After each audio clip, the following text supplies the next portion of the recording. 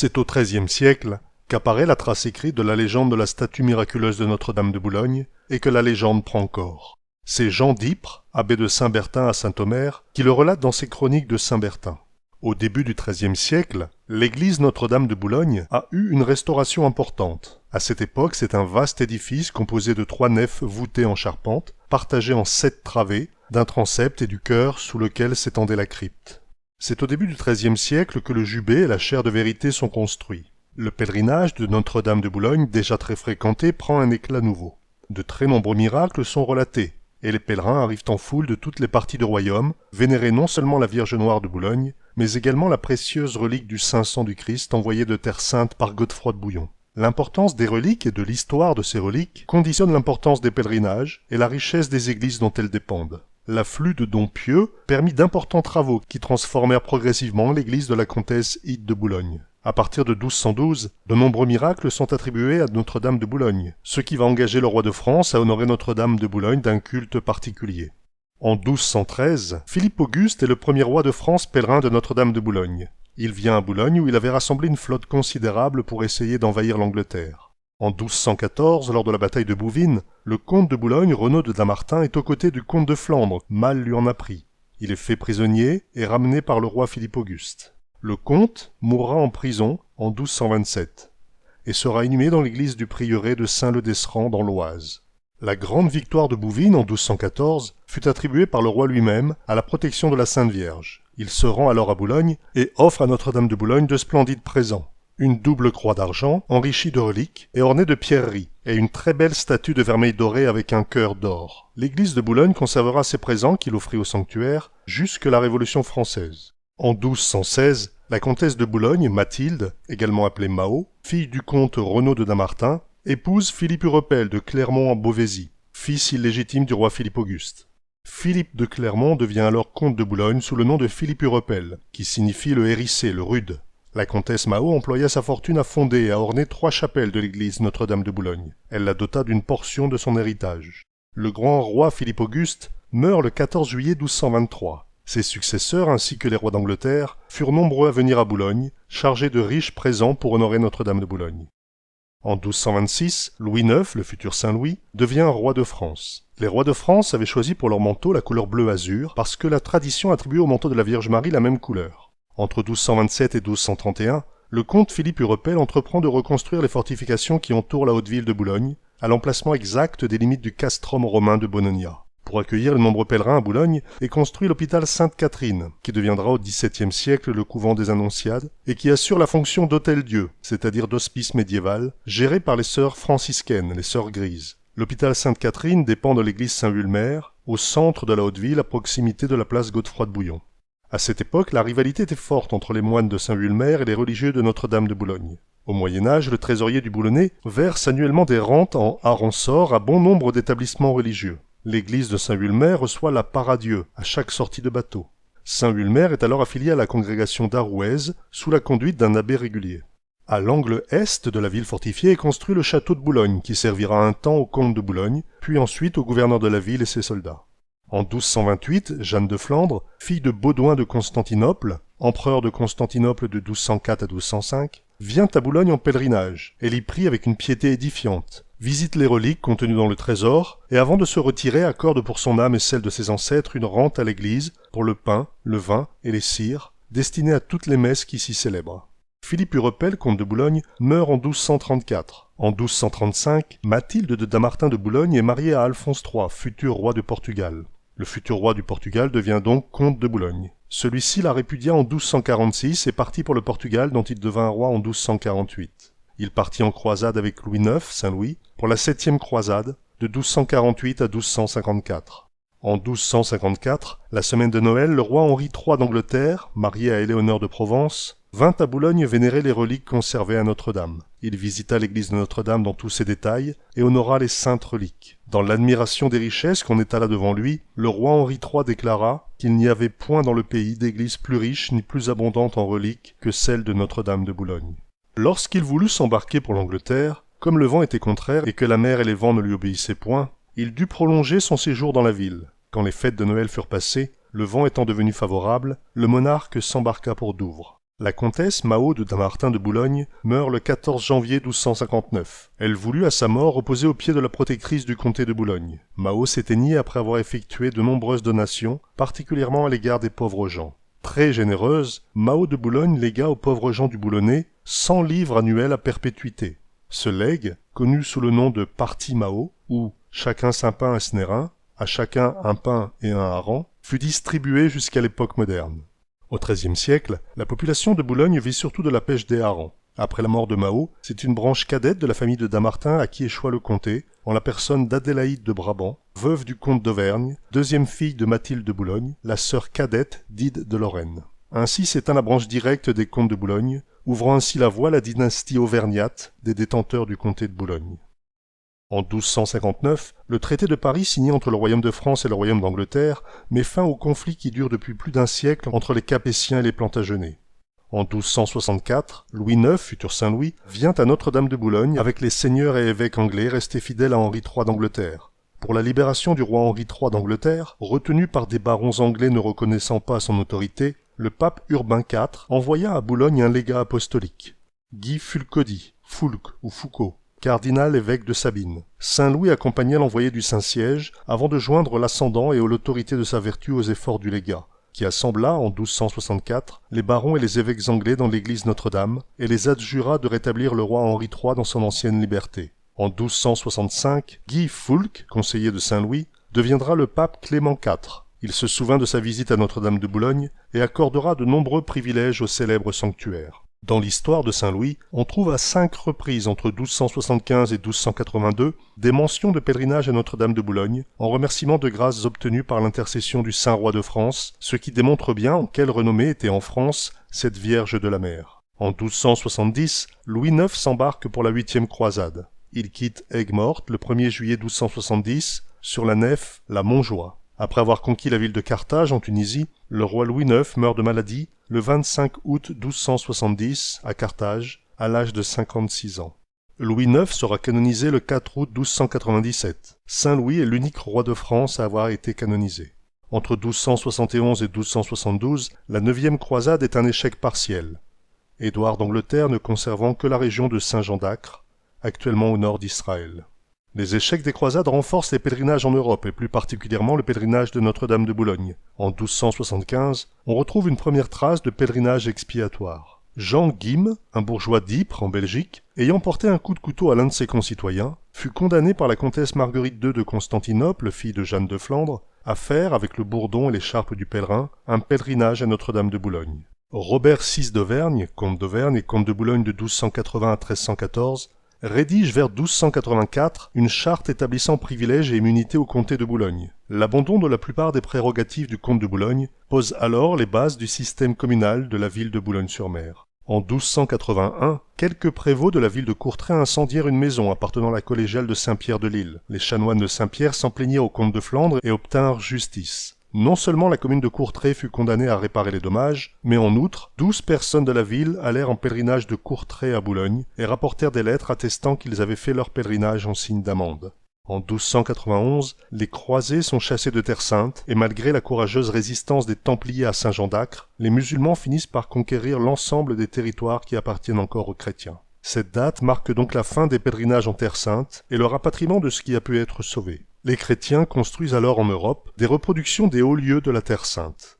C'est le cas de la cité de Notre-Dame de Lorette en Italie, qui s'est développée autour de la basilique qui abrite la Santa Casa, la maison sainte, c'est-à-dire la maison où naquit la Vierge Marie, où elle vécut, et reçut l'annonciation de la naissance miraculeuse de Jésus. D'après la légende, quand Nazareth, où se trouve la maison de Marie, fut sur le point d'être conquise par les musulmans, un cortège d'anges souleva la maison au cours de la nuit du 9 au 10 décembre 1294 et la transporta au-delà des mers à Lorette en une seule nuit. La statue de Notre-Dame de Lorette est réputée être très similaire à la statue miraculeuse de Notre-Dame de Boulogne, arrivée en 633. Notre-Dame de Lorette, près d'Arras, est ainsi nommée en évocation de ce sanctuaire d'Italie. En 1293, Jacques de Boulogne, évêque de Thérouanne, n'oublia pas son église maternelle. Il établit une chapellenie, un bénéfice ecclésiastique procuré aux chapelains, avec une messe par semaine et un revenu annuel. C'est au XIIIe siècle que la légende de la Vierge Notonnière se diffuse dans toute l'Europe, grâce aux enluminures. Comme les pèlerinages en Terre Sainte sont impossibles, les pèlerins européens parcouraient alors toute la chrétienté de saint Thomas de Canterbury à saint Jacques de Compostelle, de saint Pierre de Rome aux Trois Rois de Cologne. En 1296, le seigneur de Harcourt, ayant blessé le chambellan de Tancarville, fut contraint de faire amende au chambellan, et la sentence ajoute « Voulons et ordonnons que satisfaction de l'amende soit qu'il aille en pèlerinage à Notre-Dame de Boulogne ». C'était la première fois que la Cour de justice du Royaume de France ordonnait pareille sanction. C'est la statue miraculeuse de Notre-Dame de Boulogne, célèbre dans toute la chrétienté, qui amena à Boulogne de nombreux pèlerins. Les comtes et les comtesses de Boulogne rivalisèrent de zèle pour exalter le nom de la Vierge Marie et doter richement son sanctuaire. Dans les batailles du Moyen-Âge, leur cri de guerre était Notre-Dame, et ils marchaient au combat sous son égide. Pendant la paix, ils mettaient leur gloire à enrichir ses autels. En juin 1299, à Montreuil-sur-Mer, est signé le traité de paix franco-anglais.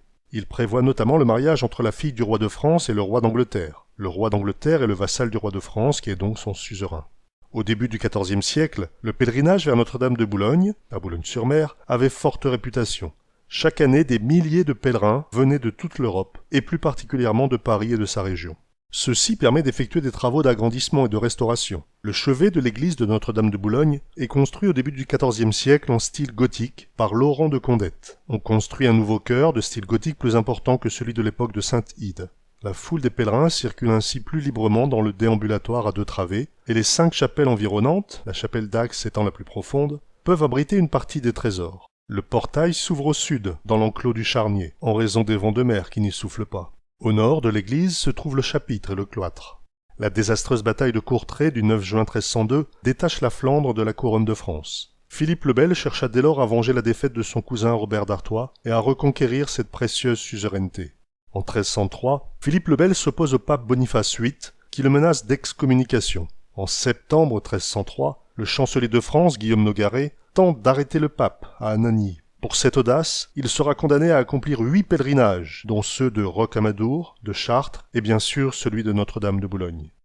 En 1304, la petite fille de Saint-Louis, Blanche de Clermont, mariée à Robert VII d'Auvergne, lègue à Notre-Dame de Boulogne ses revenus. Elle sera enterrée dans la crypte de l'église. À la même époque, Marie d'Espagne, fille et sœur de roi, offre une chasuble aux armes de la maison de Castille. La même année, Mao d'Artois, fille du comte Robert II d'Artois, mariée au comte Othon IV de Bourgogne, fonde une messe hebdomadaire à l'église Notre-Dame de Boulogne pour son père et son mari. Le 18 août 1304, Philippe IV le Bel combat à Mont-Saint-Pével en Flandre, entre Lille et Douai. À la tête de 50 000 hommes d'infanterie et de 12 000 chevaux, il bat les Flamands qui perdirent dans cette journée 14 000 hommes. Plusieurs fois en danger de mort, il invoque Notre-Dame de Boulogne et se sort indemne de cette terrible bataille. Philippe le Bel attribua donc cette victoire à la protection de la Vierge Marie, et il se rendit à l'église pour rendre hommage et déposer aux pieds de Notre-Dame de Boulogne les trophées de sa victoire. Il fit dresser une statue de son effigie équestre et offrit une broche reliquaire aux armes de France et de Navarre, renfermant une parcelle de la vraie croix de Jésus. Vers 1307, l'abbé Laurent de Condette modifie l'abside romane et dote l'édifice d'un chevet gothique achevé vers 1367. Le 13 octobre 1307, le roi de France, Philippe le Bel, ordonne l'arrestation de tous les Templiers du royaume. Ils sont des milliers. Le roi de Fer a décidé d'en finir avec ces moines chevaliers qui protégeaient depuis 2 siècles les pèlerins se rendant au Saint-Sépulcre de Jérusalem. Les pèlerinages en Terre Sainte étant impossibles, le roi Philippe le Bel s'accapare ainsi toutes les richesses des Templiers. Le 25 janvier 1308, Philippe le Bel, qui est le petit-fils de Saint-Louis, fit célébrer dans l'église Notre-Dame de Boulogne le mariage de sa fille Isabelle, âgée de 13 ans, avec Édouard II d'Angleterre, âgé de 24 ans. Édouard II d'Angleterre s'agenouille devant Philippe le Bel, son suzerain, et lui prête hommage, sans aucune restriction. 9 rois et reines sont présents dans l'église de Notre-Dame de Boulogne pour ce mariage qui sera suivi de festivités grandioses. Pour cette grande occasion, le roi Philippe le Bel offrit à Notre-Dame de Boulogne un magnifique reliquaire pour recevoir la relique du Saint-Sang du Christ. Ce reliquaire est formé d'un couvercle d'or émaillé, avec au centre une lentille en cristal de roche formant le regard de la relique. Ce reliquaire magnifique était porté à l'origine par 2 angelots d'argent doré, d'1 pied de haut, environ 30 cm. Le reliquaire a été classé aux monuments historiques le 4 juillet 1903 et est actuellement conservé dans la crypte de la cathédrale de Boulogne. 5 jours de festivités grandioses plus tard, sous les voûtes de Notre-Dame, les témoignages de gratitude de tous ces personnages s'étendaient aux pieds de la Vierge Notonnière, car tous voulurent montrer leur dévotion en enrichissant le trésor du glorieux sanctuaire. À cette époque, Boulogne est une ville d'importance moyenne, avec environ 3500 habitants. Mais la réputation de ville religieuse dépasse largement les frontières du pays, et de tout point de la chrétienté on venait en pèlerinage à Notre-Dame de Boulogne.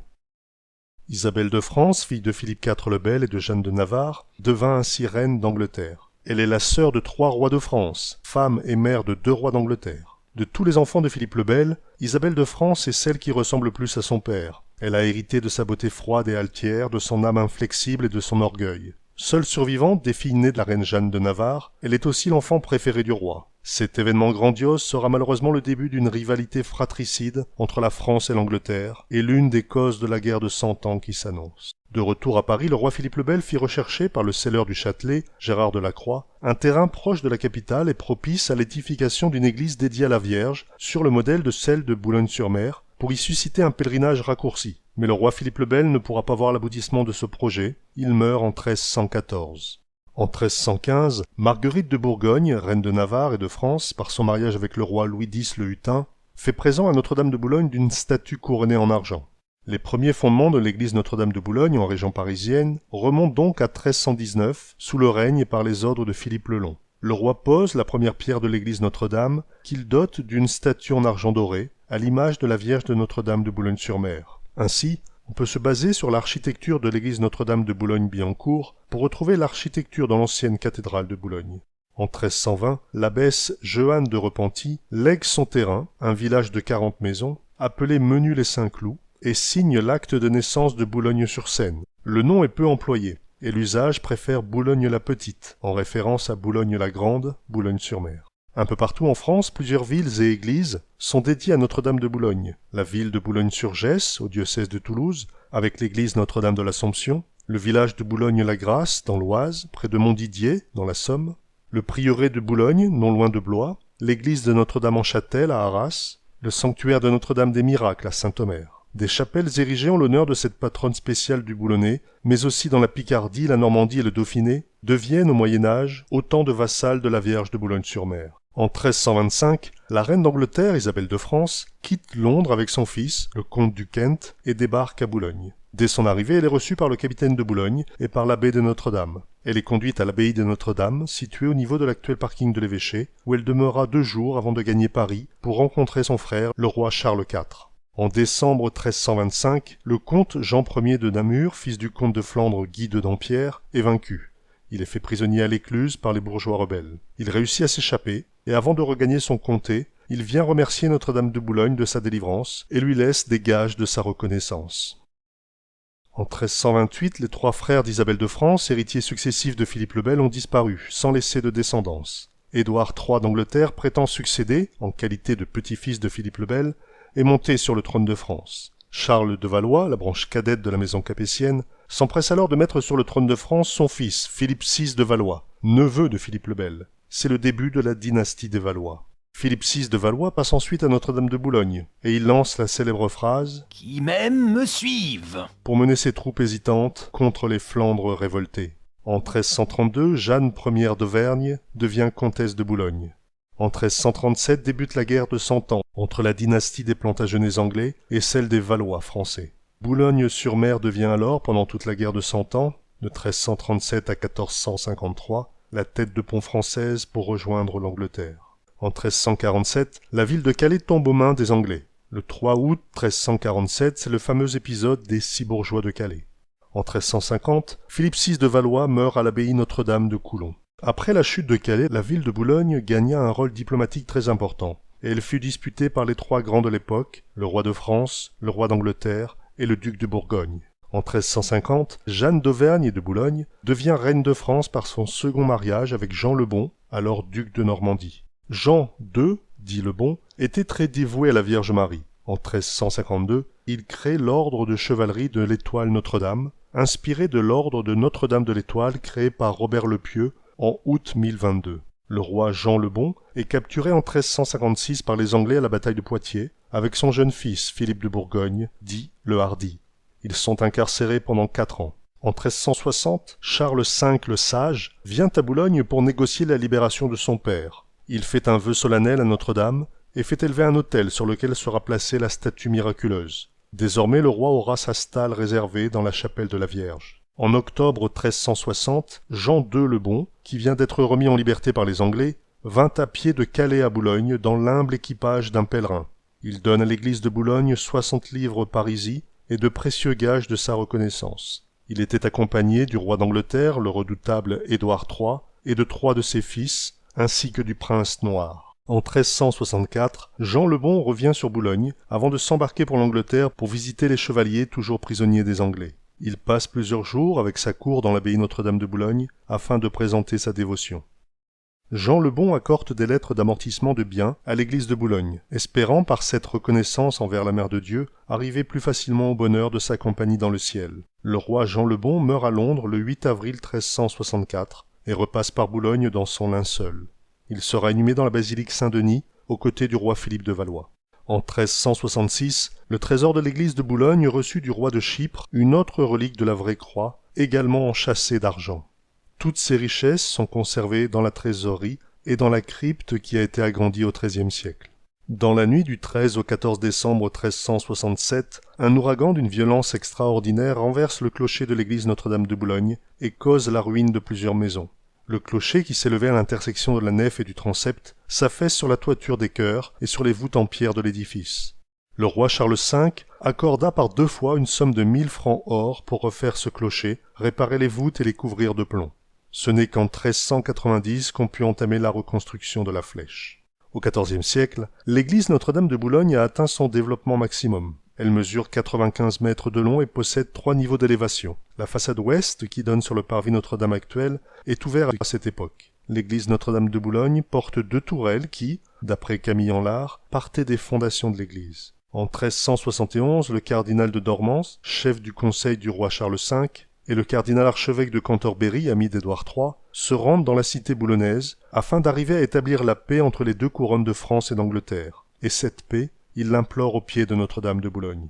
À partir de 1378 débute le grand schisme d'Occident, la crise pontificale qui divise l'Europe chrétienne en 2 courants rivaux. Il y avait un pape à Rome et un pape à Avignon. En 1383, le comte de Saint-Paul, Valéran III de Luxembourg, fait prisonnier par un partisan des Anglais, se rend en pèlerinage à Boulogne. Il y fonde une chapelle dans l'église Notre-Dame, où le saint sacrifice sera offert à perpétuité. En 1390 a lieu le fameux tournoi de Saint-Inglevert, pendant une trêve de la guerre de Cent Ans. Les chevaliers français, Boucicaut, Renaud de Roy et Jean de Sampy, s'illustrent en tenant des joutes équestres contre des combattants du camp anglais. Après leur victoire, tous les seigneurs présents se rendent en cortège à l'église Notre-Dame de Boulogne pour offrir de très nombreux et très riches présents devant la statue miraculeuse de la Vierge Marie. Entre 1389 et 1416, c'est la construction du grand portail offert par le duc de Berry et son épouse Jeanne de Boulogne. La construction de ce grand portail, sur la façade sud du côté de l'actuelle rue de Lille, viendra clore 300 ans de chantier de l'église Notre-Dame de Boulogne. En 1394, le duc de Berry, 3e fils du roi Jean le Bon, frère de Charles V, qui avait obtenu le comté de Boulogne par son mariage avec Jeanne de Boulogne, fille du comte de Boulogne Jean II, se fit représenter sur le portail de la cathédrale avec sa femme, auprès de la Vierge Marie et de son bateau. Le portail roman est maintenant refait en style gothique. Le duc de Berry figurait avec son épouse agenouillée de chaque côté de la Vierge voguant dans sa nacelle. Dans la voussure, une série de médaillons à 4 lobes représentaient des scènes de l'enfance de Jésus, ainsi que le massacre des saints innocents par le roi Hérode. Le 9 mars 1396 est conclu le contrat de mariage entre Richard II d'Angleterre et Isabelle, la fille aînée de Charles VI âgée de 6 ans.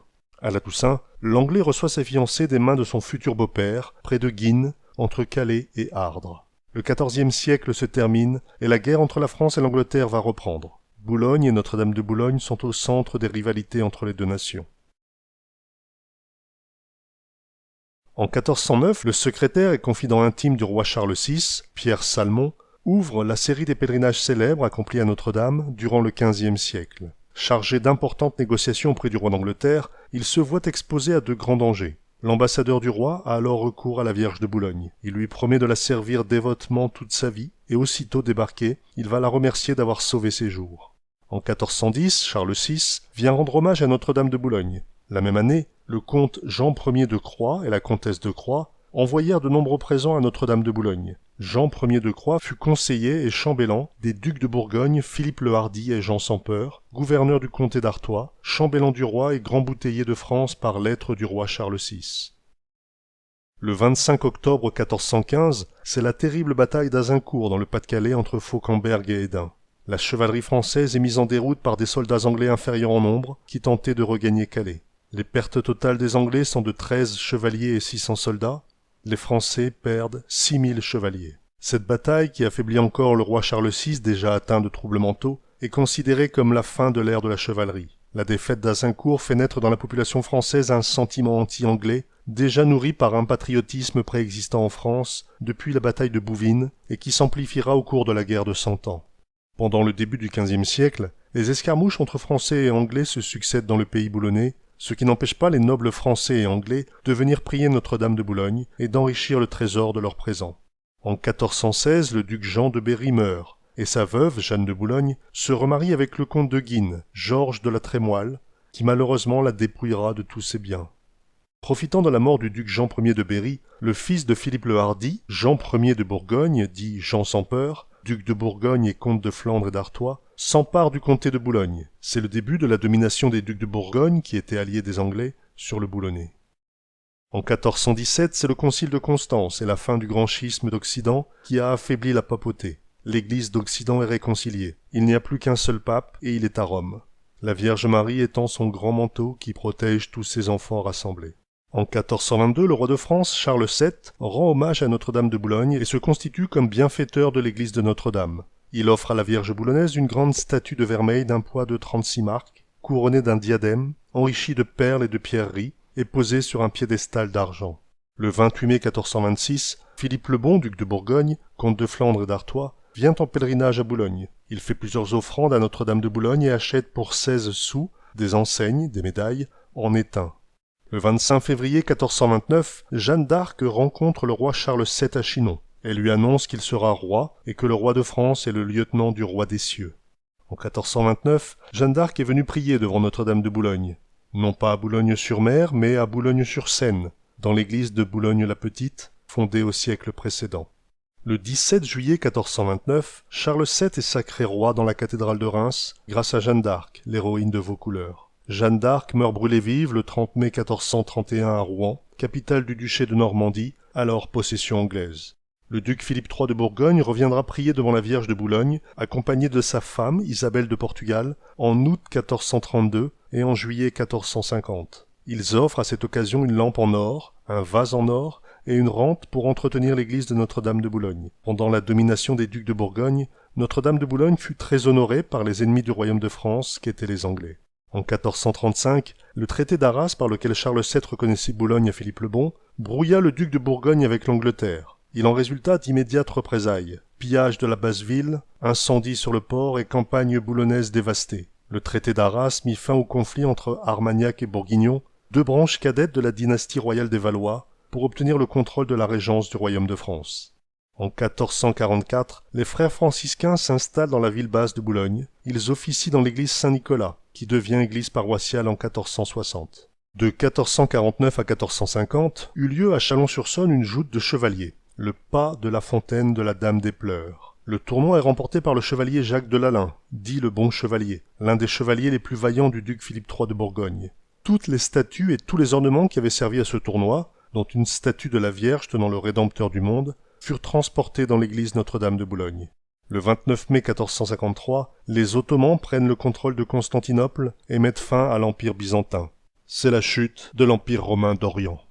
En 1457, Charles le Téméraire vient se recueillir dans l'église de Boulogne-sur-Mer, après la naissance de sa fille, Marie de Bourgogne, à Bruxelles le 13 février 1457.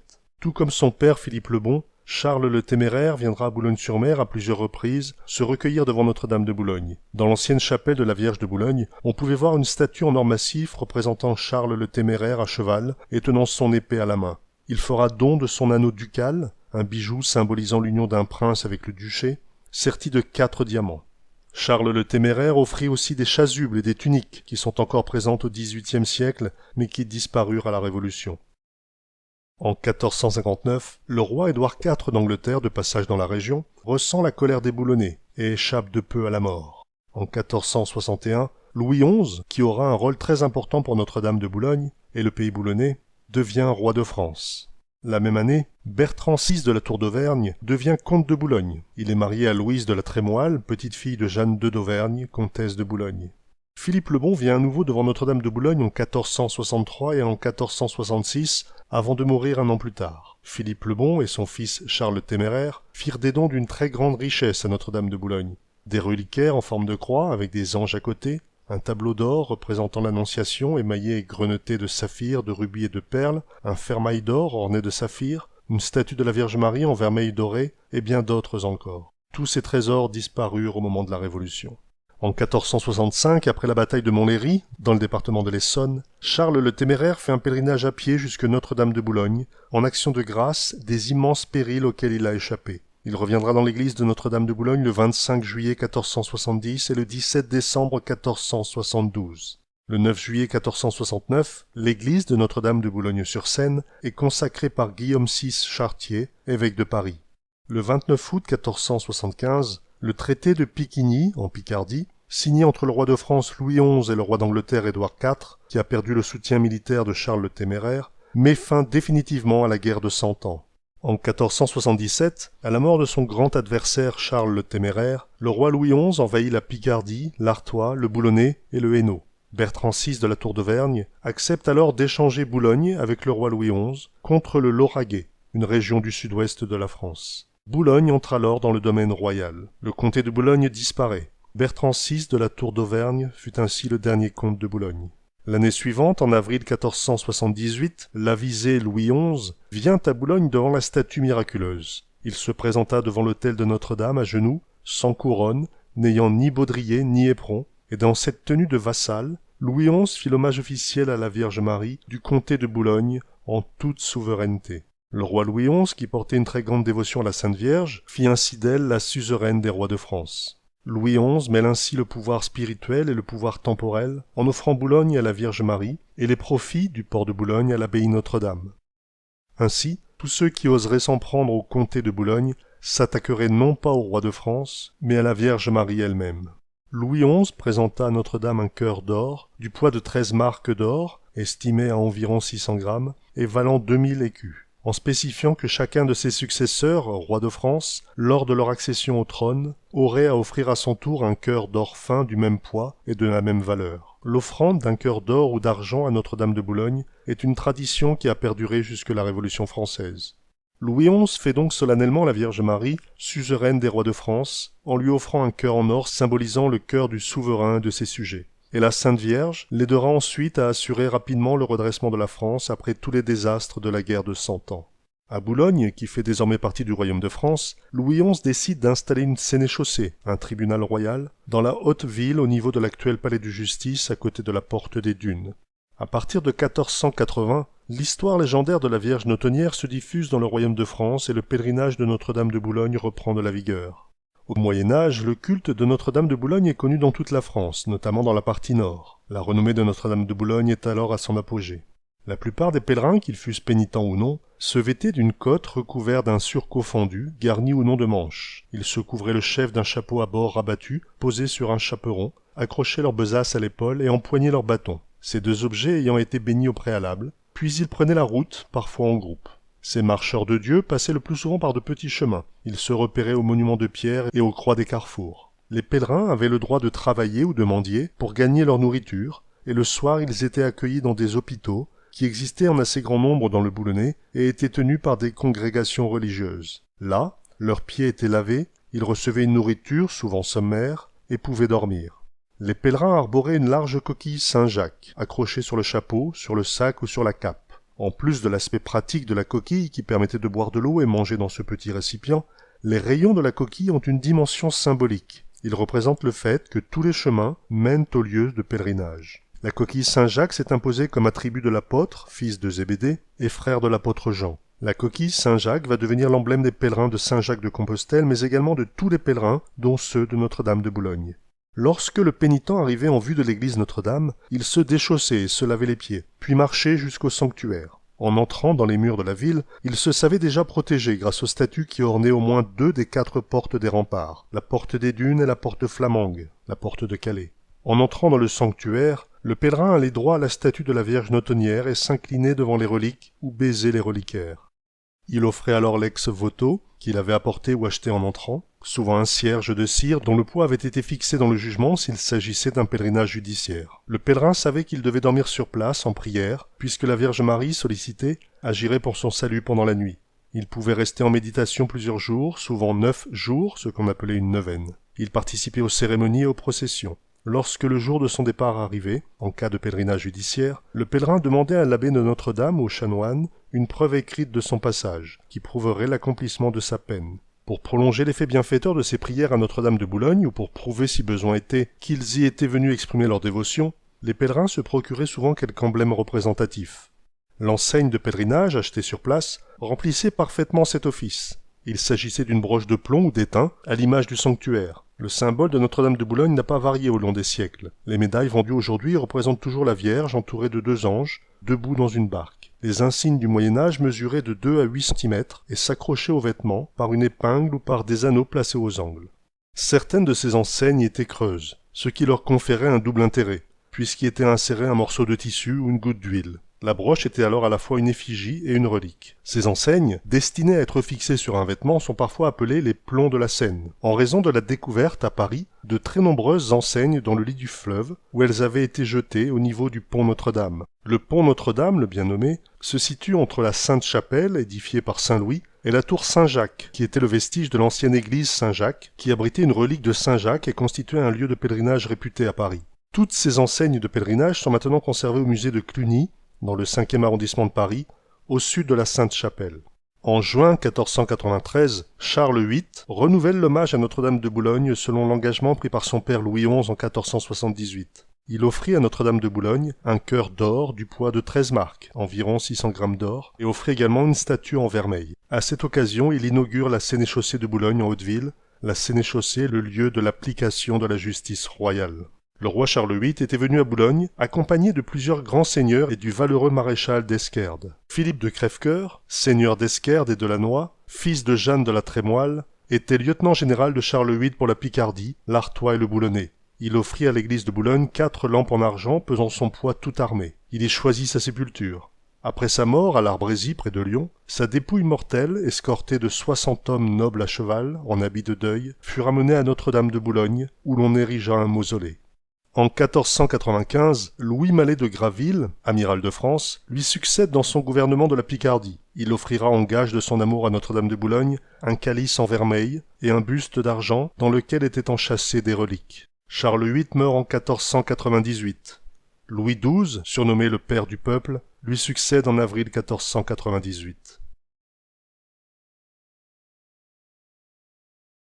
Au XVIe siècle, de nombreuses personnalités viennent rendre hommage à Notre-Dame de Boulogne.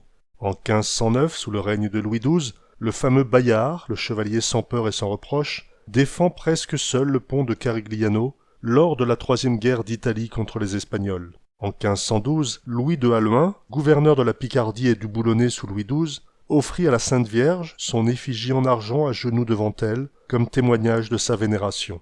En 1514, Louis XII, qui a 52 ans, est en mauvaise santé. Il vient de perdre sa femme, Anne de Bretagne, qui lui a donné 7 enfants mais aucun garçon. Cherchant une réconciliation avec les Anglais, il va épouser Marie Tudor d'Angleterre, la jeune sœur d'Henri VIII. Le 30 septembre 1514, Marie d'Angleterre débarque à Boulogne. Elle est entourée de la noblesse d'Angleterre, dont le jeune duc de Norfolk et Anne de Boleyn, une lointaine descendante du comte Eustache III de Boulogne, le frère de Godefroy de Bouillon. Sur la plage, une assistance considérable est présente. Le mailleur, les échevins, le gouverneur de la ville, la noblesse de la province, et tous attendent la jeune reine. Dès son débarquement, et en grand cortège, elle prit aussitôt le chemin de la Haute-Ville. Le clergé de Notre-Dame s'est porté en procession au-devant d'elle jusqu'aux abords extérieurs de la porte des Dunes. Celle-ci est superbement décorée, et au-dessus de son pont-levis se trouve une nacelle bien peinte de fleurs de lys et de roses, avec, sur son bordage, la devise magnifique qui se trouve sur la fontaine des Annonciades. Un roi, un dieu, une foi, une loi. Le cortège qui était allé la chercher au port fit halte devant la porte des Dunes aménagée comme un théâtre. On fit alors descendre du haut des tours une nacelle décorée des lys de France et des roses d'Angleterre, où se tenait une jeune fille figurant Notre-Dame de Boulogne et 2 enfants ailés figurant les anges qui conduisent son bateau.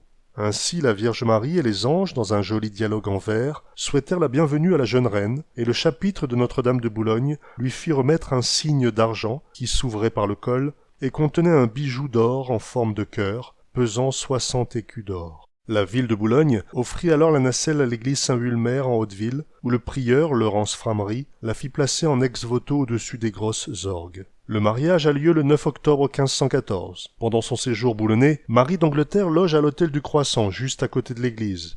L'ancien hôtel du Croissant existe toujours. Cette demeure médiévale est l'une des plus anciennes de Boulogne. Afin d'indiquer l'accueil des pèlerins, une coquille Saint-Jacques avait été sculptée sur la clé de voûte de la porte, en plein cintre. Les festivités qui suivirent furent l'une des plus belles pages de l'histoire de Boulogne. À cette époque, le trésor de Notre-Dame comptait 100 reliquaires en or et en argent, 18 statues d'argent, des calices en or et des manteaux enrichis de pierres précieuses. Le roi Louis XII meurt le 1er janvier 1515 sans héritier. Charles Brandon, le premier duc de Suffolk, épouse alors la veuve de Louis XII, Marie Tudor, sœur cadette du roi d'Angleterre Henri VIII. Ce sera le même duc de Suffolk qui, 30 ans plus tard, triomphera par perfidie de la résistance boulonnaise et envahira la ville de Boulogne. François d'Angoulême est couronné roi de France le 25 janvier 1515 dans la cathédrale de Reims. François Ier épouse Claude de France, duchesse de Bretagne. Elle est la fille du roi Louis XII et d'Anne de Bretagne, et est âgée de 15 ans. La reine Claude de France, dite la Bonne Reine, viendra avec François Ier à Boulogne, renouveler l'hommage à Notre-Dame de Boulogne. En septembre 1515, c'est la belle victoire de Marignan. François Ier est vainqueur du duc de Milan, qui était allié au pape Léon X et à l'empereur d'Autriche Maximilien Ier. Après cette victoire historique, François Ier se fait adouber par Bayard, le chevalier sans peur et sans reproche, qui était, comme le dit la légende, furieux envers les ennemis, mais doux et paisible avec ses amis. À cette époque, les pèlerinages ont tendance à diminuer un peu partout. Afin de conserver des rentrées d'argent suffisantes, l'Église catholique romaine développe les indulgences. Il est possible, pour racheter une réconciliation avec Dieu, d'effectuer un don qui permet d'éviter de réaliser un pèlerinage long et fastidieux. Certains abuseront malheureusement des indulgences en faisant commerce. L'augmentation des indulgences obtenues par un don crée des inégalités importantes entre les plus pauvres qui doivent effectuer de longs pèlerinages et les plus riches qui versent un don à l'Église. Cette rémission totale ou partielle des péchés par un achat fut l'objet d'abus et l'une des raisons de la révolte de Luther au début du XVIe siècle. En octobre 1517, le moine augustin, Martin Luther, affiche ses 95 thèses contre les indulgences papales. Cet acte de rupture est considéré comme le début d'un mouvement de réforme, jetant les bases d'une nouvelle religion chrétienne, le protestantisme. Considérant la dévotion catholique à Marie comme étant excessive, le protestantisme sera opposé à la richesse de l'Église catholique ainsi qu'à la célébration de la Vierge Marie et donc de Notre-Dame de Boulogne.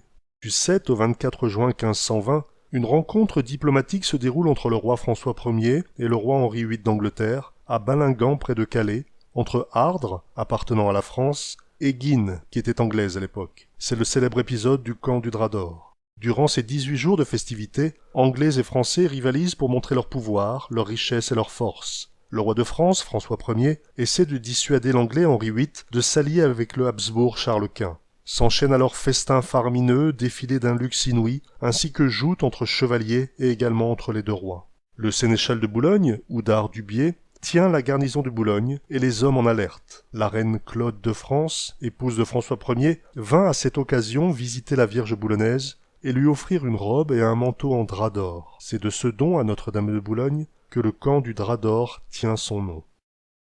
Vers 1523-1524, à Rigny-le-Ferron, dans l'Aube, à l'ouest de Troyes, l'église Saint-Martin est reconstruite. Parmi les vitraux, une verrière concerne la légende de Notre-Dame de Boulogne. On y voit le cygne de Lohengrin s'atteler à la nacelle de Notre-Dame de Boulogne. C'est ainsi qu'à la fin du Moyen-Âge, la légende du chevalier au Graal et celle de la Vierge Notonnière de Boulogne se confondent. La présence de la verrière de la légende de Notre-Dame de Boulogne, très originale en Champagne, peut s'interpréter par le fait que sa donatrice, Marguerite d'Anglure, était fille de l'avoué honoraire de Thérouanne dans le pays boulonnais. Claude de France, la reine Claude, meurt à 24 ans, le 20 juillet 1524, après avoir mis au monde 7 enfants pour François Ier. Fervent catholique, Charles V de Habsbourg est couronné empereur du Saint-Empire romain le 24 février 1530 à Bologne, sous le nom de Charles Quint, Charles le V. Il souhaite réaliser le rêve carolingien d'un empire à la tête de la chrétienté unie. La même année, François de Melun, comte d'Épinois et chevalier de la Toison d'Or, suspendit, en reconnaissance de grâce reçue, une lampe d'or et 2 lampes d'argent devant la statue de Notre-Dame de Boulogne. Le comte d'Épinois, François de Melun, sera connétable de son suzerain, l'empereur Charles Quint, à qui appartenait le comté de Flandre. François Ier et Henri VIII se retrouvent à Boulogne même en octobre 1532 sous le prétexte d'envisager une croisade contre les Turcs. Le 19 octobre 1532, François Ier arrive à Boulogne-sur-Mer. Il est accompagné de ses 3 fils, François, le premier dauphin, Henri, futur Henri II, et Charles. Il passe pratiquement toute la journée du 20 octobre dans l'église de Notre-Dame de Boulogne pour les offices religieux.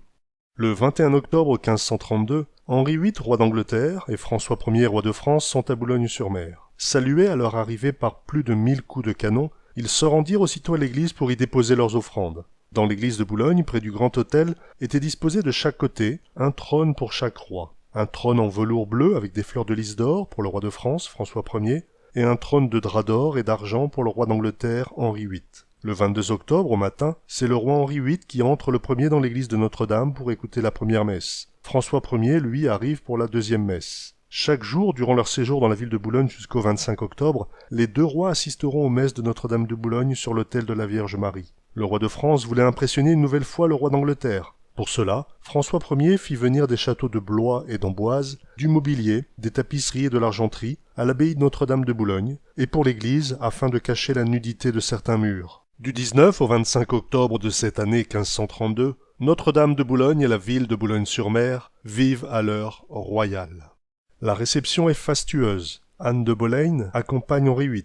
Le connétable, Anne de Montmorency, est décoré de l'ordre de la Jarretière, tandis que le duc de Norfolk reçoit celui de Saint-Michel. Marie Tudor d'Angleterre, veuve de Louis XII, est venue avec son mari, le duc de Suffolk. Autour d'eux se pressaient 4 cardinaux, 11 évêques et une foule des plus hauts dignitaires des 2 royaumes. Le roi François Ier offre à la femme d'Henri VIII un splendide diamant de 16 000 écus d'or. Toutes les personnalités sont logées, ainsi que leur suite, à l'abbaye Notre-Dame. Mais le résultat politique est décevant. François Ier ne peut conclure d'alliance avec Henri VIII d'Angleterre. Boulogne et le Boulonnais seront bientôt aux prises avec les soldats anglais et ceux de Charles Quint.